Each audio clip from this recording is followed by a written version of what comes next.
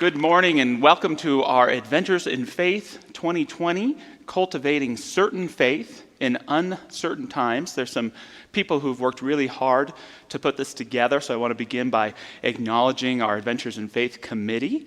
I want to acknowledge Sylvia Castillo, Larry Cattell, Linda Rangel, Sarah Shin, Diane Short, who did our reading today, Lindsay Porticazo, and our own Dr. Michelle Medrano. I don't think I'm forgetting anybody, am I? And I also want to just thank Ava Thimke, one of our graphic designers, for the great looks, and Lana Fujimoto, who is here today as well, for working so hard to design and put together our small group materials that you can find online. So grateful for all of them, and so grateful for you for joining us on this year's adventure. I don't know about you, but it seems as the years go on that there's more and more stuff that you can't not leave your house without. You know what I mean? There's your keys, your wallet, your cell phone. God forbid we forget our cell phones. And now it's our masks. You know, I don't know about you, but I actually caught myself last week, and maybe you have too. Hey, is that a new mask you're wearing? Gosh, where'd you get that? You look fabulous. You know, we find a way to adjust. But you know, something that we human beings have been doing from the beginning of time, and that I would say that you and I do every day when we leave the home and when we enter it, is we take our faith with us. Whenever I leave the house, whether I'm conscious of it or not, I'm telling the universe, how much confidence do I have in myself today? How much confidence do I have in the path of my life today? How much faith do I have in my country, in my community? How much faith do I have in God? And those answers, again, conscious or not, we believe in our teaching, set the creative foundation for our lives. And so this Adventures in Faith is all about checking in with ourselves, realizing that faith is best measured not in times of comfort and going with the flow, but in times of challenge that demands a certain amount of authenticity, faith, and courage. You know, a few things I've learned during these challenging times. One, in this crisis, there is opportunity. Whatever challenge you may be facing isn't a call to stop. It's a call to reinvent, to recreate, to bring forth what is within you to help overcome anything that may be going on around you. Second, in this grief, there is grace. In this grief, there is grace. Dr. Michelle and all of us ministers, all of our church, we've had the honor of getting to be there for people who have struggled through these times, be it because of COVID or COVID-related events. And it's sad, and it's hard. And yet at the same time, what I know is within all of that, for all of us, there are these glimpses of grace, these little reminders that God is with us. Something I've gotten from faith, something I've gotten from a spiritual practice, is that sometimes I can look around me and say, you know, things aren't okay, but I'm okay. Things may not be okay, but I'm okay. It may seem like craziness going on all around me, but you know what? I'm clear. I know who I am. And a third lesson that I've learned is that in this uncertainty, there is faith. In this uncertainty, there is faith. Certainty by itself, to me, is not a virtue. It's probably more like a defense mechanism. It's something that we use or convince ourselves of to keep ourselves from realizing that every day is a mystery, that we're surrounded by the unknown. A certain faith in uncertain times is different. It's the recognition that I can stand and walk through life not knowing, but with the knowledge that there is a spirit greater than I am within me and all around me and in and around everyone. And if we can believe in this spirit more than anything that the conditions of life around us or the news or whatever may be going on may try to inform us of, we can know that there's nothing stronger to help lead us through these uncertain times. And so this adventure of faith, we're going to be looking at our faith in a lot of different areas. Today's message is recommitting our spirit and looking at our relationship with God. We'll be looking at our support systems in our lives. We'll take a fresh look at our dreams and our aspirations. We'll look at what is mine to do in a shaping culture around us. And we'll look at restoring our hope in God, in humanity, in all that it is. On this topic of recommitting our spirit, the great Catholic author Walker Percy asked the question, suppose you were to ask God for a miracle, and God said, sure, very well. How would you live your life differently? Suppose you were to ask God for a miracle, and God said, yeah, sure. How would you live your life differently? Would you have greater faith in a God that can perform miracles in your life? Would you have a greater understanding that there is a presence of unconditional love in, through, and around you always? Would you have the greater realization that you are one with that creative power that made the moon and the stars and the galaxies, and that very creative power is available for you to co-create your life with God today? There's an old proverb. It's unsourced, but I think it traces back to Africa. And it says that our job is to give our children two things. The first is roots, and the second is wings. I like that not just for our kids, but for all of ourselves.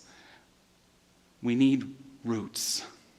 We want to be grounded to Mother Earth. We want to be safe in our own skin and bones. We want to have the discernment and clarity to help steer us through the challenges of life. And yet also, we need wings.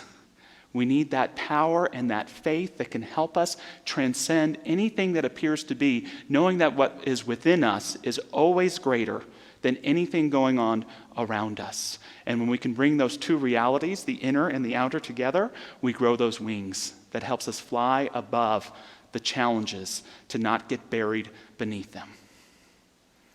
When I consider the question, if I were to ask God for a miracle and God said, sure, Josh, how would I live my life differently? I initially go back to being a teenage boy when someone would say, hey, if you could ask the genie for a wish, what would it be? And the smart answer was always 1,000,000 wishes, because then you could keep going. So my first thought is I'd ask God for a lot more miracles. But when I really think about it and take it to heart, I realize that the miracle isn't that which I've asked for. The miracle is God herself. The miracle is knowing there is a God. The miracle is the experience of divinity that enters our hearts when we acknowledge that we are not the only power in our lives. That there is a divine presence in, through, and around us, and yet it's up to us to say yes to that miracle, unfolding in, through, and around us. Too many of us, we settle and allow God to be a theory in our lives, missing out on the experience of God. And I get paid to talk about God, so I want to keep talking about God, but sometimes I think God should be like Fight Club. The first rule of Fight Club is you don't talk about Fight Club. The first rule of spirituality might be don't talk about it, because the more sometimes we get caught up in what we think God is, in the theories, and they're great sometimes because they can inspire authentic experiences of the divine, but realize the moment that we put divinity in a box, we're limiting our experience of that divinity. I'm all for worshiping the God of your own understanding, but I'm about worshiping the God that's beyond my understanding. That divinity that is present if we are courageous enough to realize that, yes, indeed, this life is a mystery. And yes, indeed, God is a mystery, but it's a glorious one. One that calls us into deeper faith, deeper trust, deeper knowingness, to realize that to really live step by step with the divine is to practice living in that mystery and opening our hearts to how the divine might show up and evolve in us every day. I remember early in my ministry giving a sermon. I was done, and there was another minister there, and he decided to give me a little bit of feedback, which was a little difficult because, to be honest, I didn't like this minister a whole lot. And the feedback this person gave to me said, Josh, I really liked your talk today, but I can't get how God speaks to you in your own heart. How does God speak to you in your own heart? And I was angry, and I fought with it for a while, and I had to listen and realize, it may have been God speaking through this person to me, because I could see that I had a love of divinity, and I had a love for the miracle of life, and I could see it going on for everyone else. And I loved creating spaces for that to happen, but I had not yet done enough work to allow that miracle to be born in my own heart, to see it in my own life. And so I had to begin the work of renewing my own faith in God to realize, indeed, that when I let this divine presence into my heart and into my life, a divine story begins to unfold, a story that can be greater than any of us can imagine. And I'm grateful to say that I'm living that story today. And I'm so grateful that I haven't missed out on so many of the opportunities that the divine gives us to show up in our lives. I want to do something a little unorthodox this morning, and I actually want to challenge your God. I actually want to challenge your faith this morning, respectfully, I hope. And the first thing I want to ask is your God boring? Is your God boring? See, our relationship with God can be like any human relationship. It can be like going out and meeting who you think is Mr. Wonderful, and you talk and you listen to each other, and you talk about plans for your life, and you make plans together, and then he moves in, and a week later it seems like all he cares about is watching reruns of Law and Order on the couch. Our God can get like that too. But in a spiritual relationship, it's not about seeing what is this person to make themselves that way. I like to think that it's up to us to call forth God into our life. To call God forth. To not say to ourselves, oh, God's too busy to perform a miracle in my life. But to be able to say, God, I expect you to perform miracles in my life. You hold me to account, I'll hold you to account. We want to be able to speak to our God and say, be that presence of unconditional love in my life. And all God asks for in return is that we believe it, is that we live like it, that we practice that unconditional love that we know is the most creative power there is in the universe. If our God seems so compartmentalized that it's like a piece of pie in the pie chart of our lives, we've missed out on what God is. The divine can be the center of everything in our lives, but we have to let it. We have to practice cultivating that faith that says, yes, I believe in a God that can perform miracles in my life. Yes, I believe in a presence of unconditional love around me and available to everyone. Yes, I believe that I co-create my life with a divine power that knows who I am and why I am here. Yes. Second question. Is your God capable of confronting the challenges in your life? Is your God capable of confronting the challenges in your life? And I think the answer for many people is no. Some people, believe it or not, have given up on God. This sounds like a crazy theory. It doesn't seem to be working. So we've got to get back to our lives and realize that a divine presence is there. That as icky or as messy or as off as things seem, that's not about God making bad things happen. That's about God calling forth itself in each one of us to bring forth the light and the good and the love that's being called for. Karen Mason Miller is a great Buddhist author, and she wrote a book several years ago I really enjoyed called Paradise in Plain Sight, Lessons from a Zen Garden. Her and her husband, they buy a home, and it has this beautiful Zen garden, ponds, and all this stuff in the backyard, and it quickly becomes a metaphor for life itself.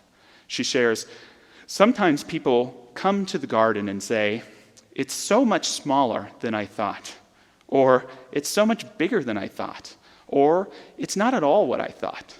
They have created a picture in their minds of what the garden looks like, or what it should look like. And when they see the real thing, they aren't seeing it at all, but comparing it to a picture in their minds. Don't we sometimes see life that way? How we think it looks as opposed to as it really looks? Through the lens of a cable news channel instead of the lens of our hearts? Through fear or worry as opposed to from a viewpoint of wholeness? Miller goes on, sometimes people come to the garden and they say, I had no idea. Then they don't say anything else because they are seeing the garden. They are seeing what is right in front of them and experiencing it. Then nothing needs to be said. I'm not inviting you today to believe in a God you don't really believe in. I'm just asking you to look at your life, to see it outside of an outdated or someone else's perspective, to see it as it is and to listen to it. That is where we ignite a new and profound relationship with divinity. Miller struggles with her garden. The ponds are a mess. They're murky and muddy, and it all looks ugly. Anyone look at the world and see something like that for themselves these days? So what she does is she hires an expert in Japanese gardens who comes to survey the property, and he spends hours there, and finally he approaches the couple and shares with them, this is the most perfect example of a naturally purified pond I've ever seen. Then he showed us the hidden elegance in the whole rotten mess. The large surface area supplied ample oxygen. The stream and waterfalls were natural filters. The mud balanced the water's chemistry, keeping plants and fish alive.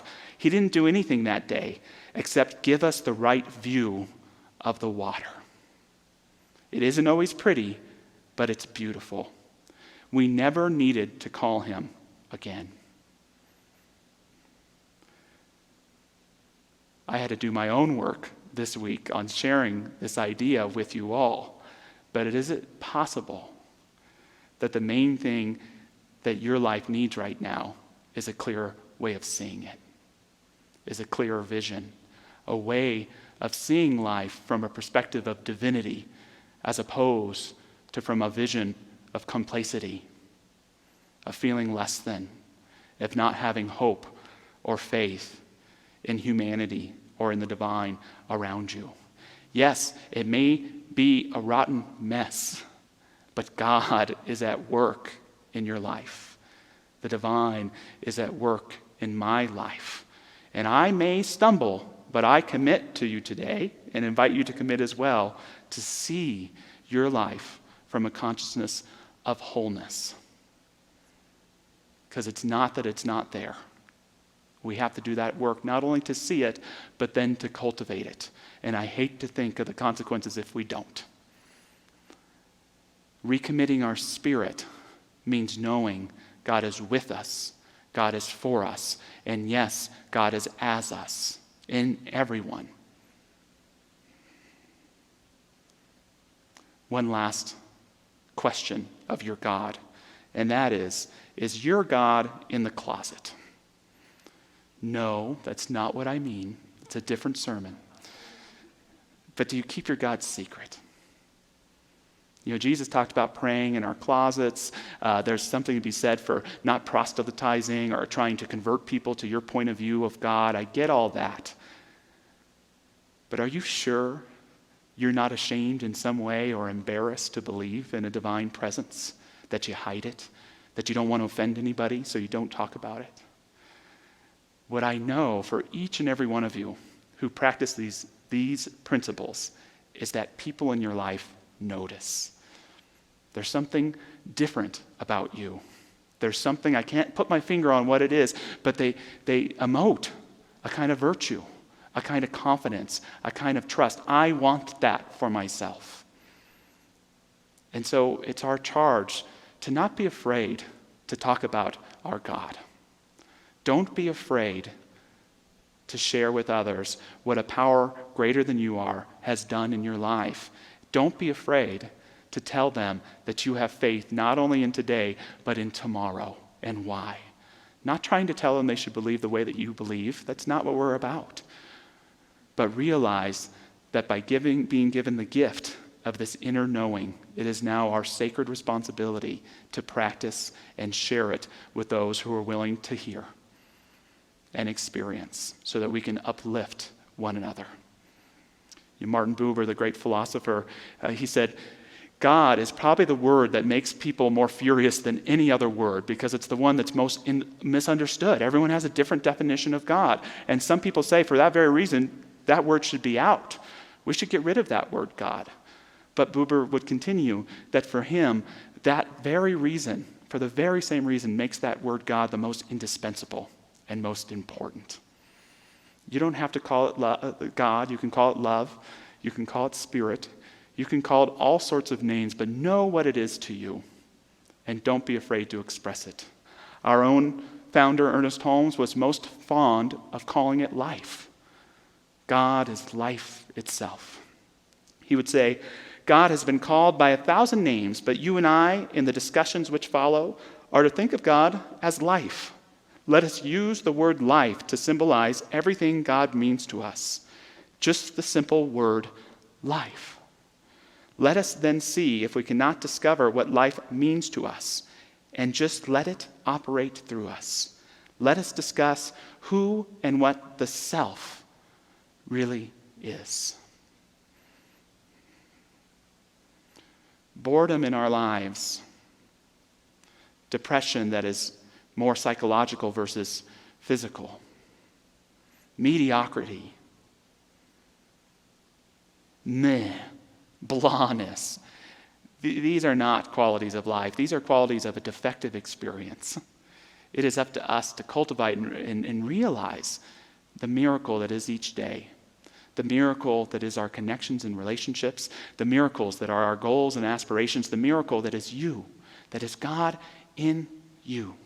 If we can live from that knowing, no matter how small, teeny tiny it may seem today, we can unleash this consciousness of divinity and miraculousness in every area of our lives.